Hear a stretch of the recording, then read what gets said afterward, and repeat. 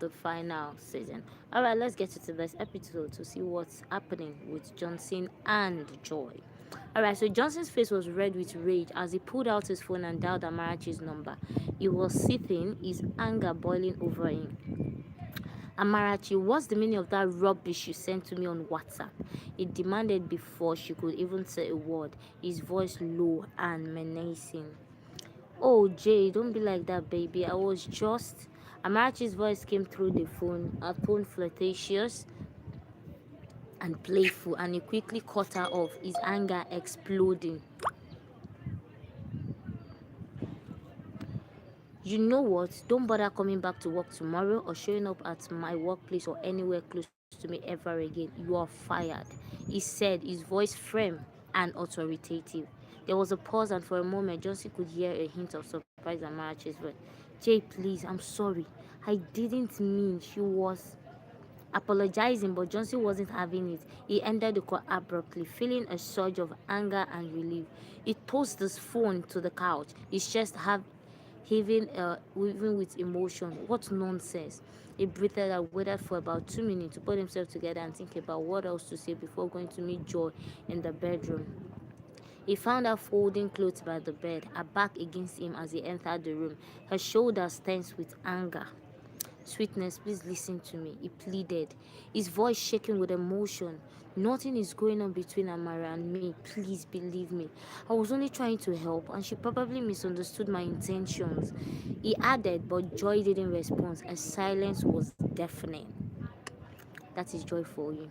Anybody that knows Joy, that has her way.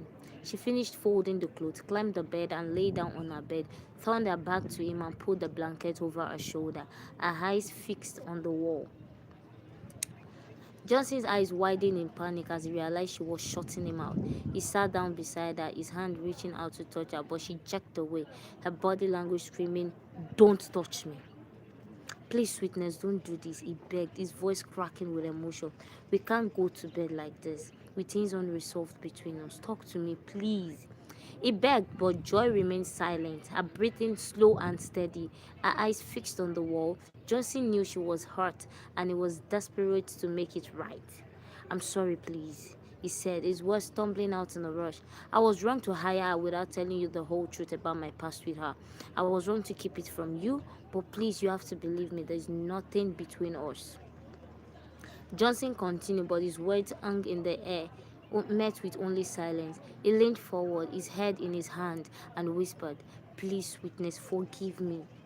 "I love you," he said. Not knowing what else to say, he tried one more time, moving to the other end of the bed to search her face. "Sweetness, please give me a listening ear." Johnson turned to her, his eyes pleading, but Joy cut him off, her voice firm. "Not now, just leave me alone," she said, turning the other way. The room was heavy with tension. The only sound was the quiet hum of the ceiling fan. Johnson's heart was breaking, but he knew he was running out of options. It was at Joy's mercy, and he knew it. "Do you really believe I've been cheating on you with her?" he asked, getting frustrated. "I mean, is this how fast you can conclude on me because of a suggestive text from someone to my phone?" He asked, his words cut through Joy like a knife. "You've been in touch with her, haven't you? Were you not at her place this evening?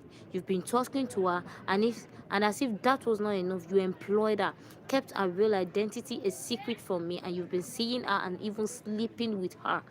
Those text messages said it all. Her voice was laced with venom, and Jonesy felt like crying. "Joy, stop it. I'm telling you, there's nothing going on between Amara and me." "How can you accuse me of sleeping with her?" he asked, feeling broken.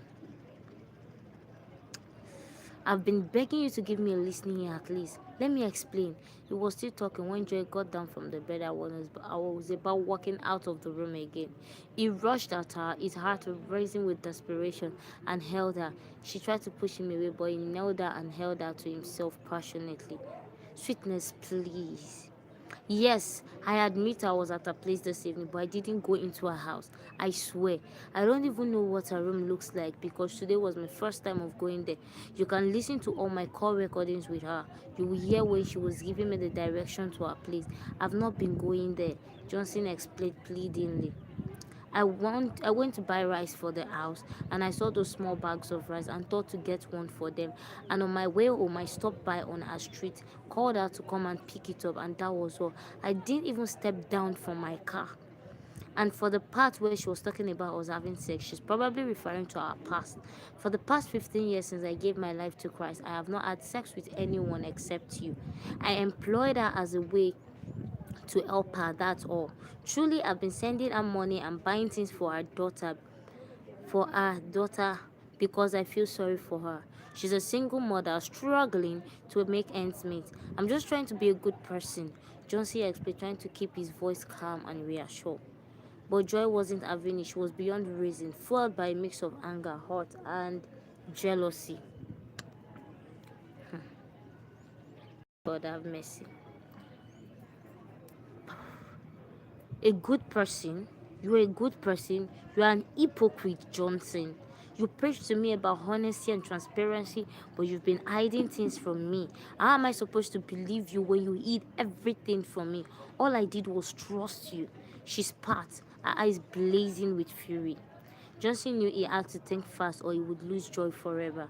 He grabbed her hands, holding them tight, and looked into her eyes, his voice filled with conviction. Sweetness, I'm sorry. You're right. I was wrong hiding things from you, but I'm telling the truth. I was only feeling sorry for her, and I was afraid you may not support me keeping in touch with her. You're the one I love, the one I want to spend the rest of my life with. I can't cheat on you. Please believe me. He pleaded, still on his knees. The room was silent, the tension between them palpable.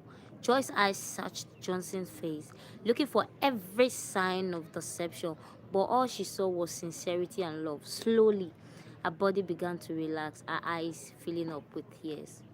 Wow, we thank God for that. At least, the most important thing is she has relaxed. I'm not in her shoes. I don't know how it feels to be in her shoes, but for you to be hurt, especially looks as though you're being betrayed, you know the feeling, and in that way, you can actually tell how pained she is.